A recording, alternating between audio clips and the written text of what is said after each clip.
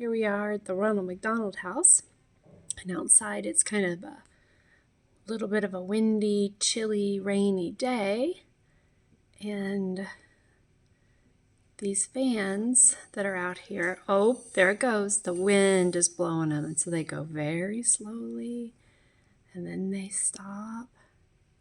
There's 3 of them out here, and I was outside trying to video them, but then it kind of got cold, so I decided to come inside. But we just really appreciate the Ronald McDonald House.